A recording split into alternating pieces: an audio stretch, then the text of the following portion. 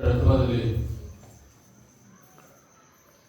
ನಿರ್ವಿಕಲ್ಪ ಸಮಾಧಿಸಲಾಗಿರ್ತಕ್ಕಂಥ ಪರಮರಾಜ ಶ್ರೀ ಗುರು ಚನ್ನಮಲ್ಲೇಶ್ವರನ್ನು ಧ್ಯಾನಿಸಿಕೊಂಡು ಗುರುವಿನ ಜಾತ್ರೆ ಅಂಗವಾಗಿ ಹಮ್ಮಿಕೊಂಡಿರ್ತಕ್ಕಂಥ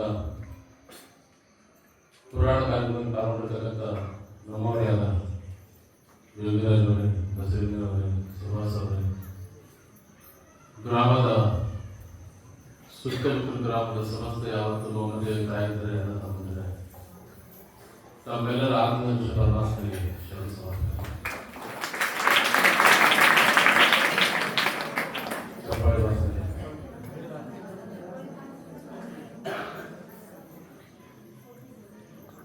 ಗುರುವಿನ ಜಾತ್ರೆ ಅಂಗವಾಗಿ ಹಮ್ಮಿಕೊಂಡಿರ್ತಕ್ಕಂಥ ಕಾರ್ಯಕ್ರಮ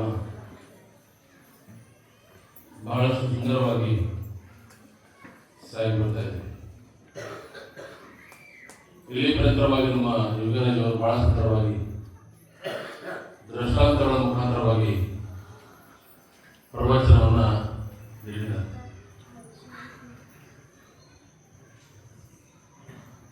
ರಾತ್ರಿ ಎಲ್ಲರನ್ನ ಕರ್ಕೊಂಡು ಕೂತು ಪುರಾಣ ಹೇಳಬೇಕಾದಾಗ ಒಳ್ಳೆಯವರಾಗಿ ಕೆಟ್ಟವರಾಗಬಾರ್ದು ಅನ್ನುವಂಥ ತತ್ವದ ಉಪದೇಶಗಳನ್ನ ಇಡೀ ಪುರಾಣದೊಳಗ ನಡ್ಕೊಂಡು ಬರ್ತದೆ. ಆಗ ನಮ್ಮ ಶಾಸ್ತ್ರಿಗಳವರು ಅನ್ನವು ತನ್ನಲ್ಲಿರು ತನಕ ಎಲ್ಲರೂ ನನ್ನವರೇನು ದೇವರ ಮನೆ ದೀರ್ಘವೆಲ್ಲ ಮಾಡಿದ ನಾವೆಲ್ಲ ಇದನ್ನ ಅರ್ಥ ಮಾಡ್ಕೊಂಡ್ರೆ ಯಾರು ಕೂಡ ಜೀವನ ಮಾಡಲ್ಲ. ಒಂದು ಸಲ ಏನಾಗಿದ್ರೆ ಟ್ರೈನ್ ಒಳಗ ಒಬ್ಬ ಹೆಣ್ಮಗಳು ಒಂದು ದೊಡ್ಡ ಸುಟ್ಕೇಸ್ ತಗೊಂಡು ಒಂದು ಟ್ರೈನ್ ಹೋಗ್ತಿರ್ತೀವಿ. ದೊಡ್ಡ ಸುಟ್ಕೇಸ್, ಹೊಸದು ದೊಡ್ಡ ಸುಟ್ಕೇಸ್ ಟ್ರೈನ್ ಕುತ್ಕೊಂಡು ಇಬ್ರು ಟ್ರೈನ್ ನಡೀತು ಅಕ್ಕಲಕೋಟೆ ಸೋಲಾಪುರ ಇತ್ತು. ಸೋಲಾಪುರದಾಗ ರಮಗಳ ಅವ್ರ ಜೊತೆ ಮಾತಾಡ್ತೀವಿ. ಇನ್ನೊಂದ್ಸಲ ಅವ್ರ ಜೊತೆ ಮಾತಾಡ್ಕೊಂಡು ಕಾಕ ಅಣ್ಣ ಸೋಲಾಪುರದ ಕೂಡ ಹೆಣ್ಮಗಳು ಅವ್ರಿಗೆ ಕೆಳಗೆ ನೀರು ನೋಡ್ತೀನಿ ಹೋಗ್ಬಂದ್ರು. ಹೆಣ್ಮಗಳು ಕೆಳಗಡೆ ಹೋದವರು 5 ನಿಮಿಷ 10 ನಿಮಿಷ ಟ್ರೈನ್ ಕಾಯ್ದು ಟ್ರೈನ್ ಮಾಡಿದ್ರು. ಇವರಾದರೂ ಬರ್ಲಿಲ್ಲ. ಹೆಣ್ಮಗಳು ಸ್ವಲ್ಪ ಏನೋ ಯೋಚಿಸಿದ್ರು. ಬರ್ಲಿ ಟ್ರೈನ್ ಚೇಂಜ್ ತೆಗೆದು ಏನೋ ಕೂಡ ಹೆಣ್ಮಗಳು ಬರಲಿಲ್ಲ.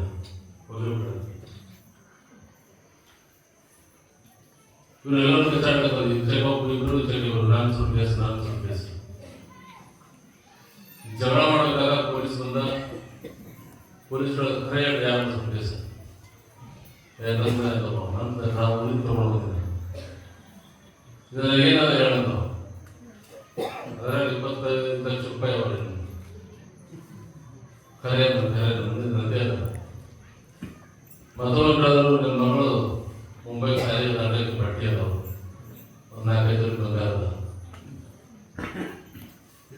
ಮತ್ತೊಬ್ಬರಾದ ನಾನು ಮುಂಬೈದ ಬರೀ ತೊಗೊಳ್ಳಿ ರೊಕ್ಕ ಬಂದು ನೋಡ್ತೀನಿ ಮೈಸೂರಿತ್ತು. ಯಾರು ಚಾವಿ ಕೊಡ್ರದ ಸುರ್ಕೇಶ್ ಯಾರದ ಚಾವಿ ಕೊಡ್ರಿ ಹುಡುಗಾಡ್ಕತ್ತೀರಿ ಸರ್. ಸುಮ್ಮನೆ ಹುಡುಗಾಡೋದು ಅವ್ರ ಜೊತೆ ಚಾವಿ ಸಿಗ್ಬೇಕ. ಚಾವಿ ಸಿಗಲಿಲ್ಲ. ಪೊಲೀಸ್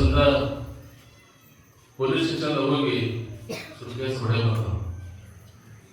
ಕರೆ ಹೇಳಿ ಯಾವ 3 ಕರೆ ನಂತರ ಹಾನಿ ಮಾಡ್ತೀನಿ ದೇವ್ರ ಮಾಡ್ತಾರೆ. ಪೊಲೀಸ್ ಸ್ಟೇಷನ್ ಹೋಗಿ ಎಲ್ಲರೂ ಕೂತು ಸುರ್ಕೇಶ್ ಹೊಡೋದು. ಅದರಾಗ ತಿಂಗಳು ಕೂರಿಸಿ ಹೋಗಿ ತೊಳ ಮುಚ್ಚಿರ್ತಾರೆ.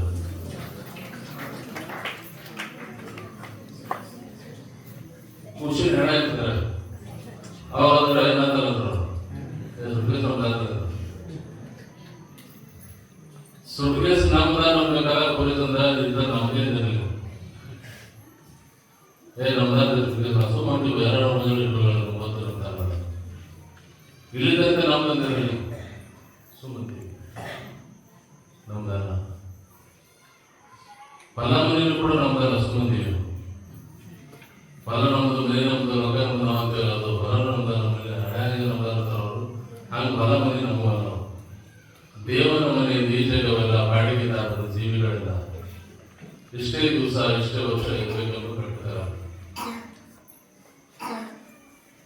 ಈ ಭೂಮಿಗೆ ಒಬ್ಬ ಮಾಲೀಕ, ಅವ್ರು ಹೇಳೋದಕ್ಕೆ ನಾವು ಕೇಳಬೇಕು. ಜೀವಿಗಳು ಪಾತ್ರಧಾರಿಗಳು, ಸೂತ್ರಧಾರ ಪರಮಾತ್ಮ. ತೇನ ವಿನಃ ದೃಢಮಪಿ ನ ಚಲತಿ. ಭೂಮಿ ಮೇಲೆ ಒಂದು ಹುಲ್ಲುಗಡ್ಡೆ ಎಲೆಗಡ್ಬೇಕಂದ್ರೆ ಅದು ಅವನು ಅಪಡಬೇಕಾಗ್ತದೆ. ಯಾಕಂದ್ರೆ ಪ್ರತಿಯೊಂದನ್ನು ಕೂಡ ಕಾಯ್ತಕ್ಕಂಥವನು, ಕಾಪಾಡ್ತಕ್ಕಂಥವನು, ಕೊಂತಕ್ಕಂಥವನು ಪರಮಾತ್ಮ ಮೌನ.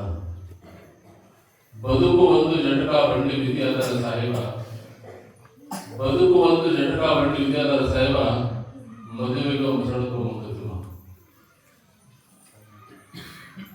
ಜೀವನ ಬಂಡಿ ನಡೆದ ಬಂಡೆ ನಾವೆಲ್ಲರೂ ಕುತ್ಕೊಂಡಿವಿ.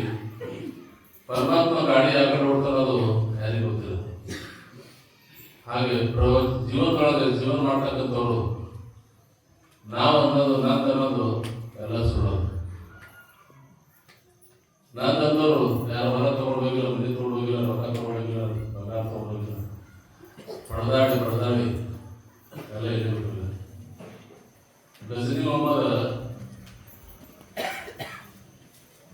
ತನ್ನ ಮಂತ್ರಿ ಕಾಲ ಹೇಳಿದ, ದೊಡ್ಡ ಶೂರ ವೀರ, ಎಲ್ಲ ರಾಜ್ಯಗಳ ಗೆದ್ದು ಆನೆ ಮೇಲೆ, ಅಡಿ ಮೇಲೆ ಬಂಗಾರ ವಜ್ರ ತಂದು ಡಿಗ್ಗಿ ಹಾಕಿರ್ತಾರೆ ಅರಮನೆ. ಡಿಗ್ಗಿ ಹಾಕಿದ ಅದ್ರ ಮ್ಯಾಲ ಕೂತಿದ್ದ, ಏನ್ ಮಾಡ್ಬೇಕು? ಬೆಳ್ಳಿಯದ, ಬಂಗಾರದ, ರೂಪಾಯಿಯದ, ರೊಕ್ಕದ ಎಲ್ಲ ಇದೆಲ್ಲ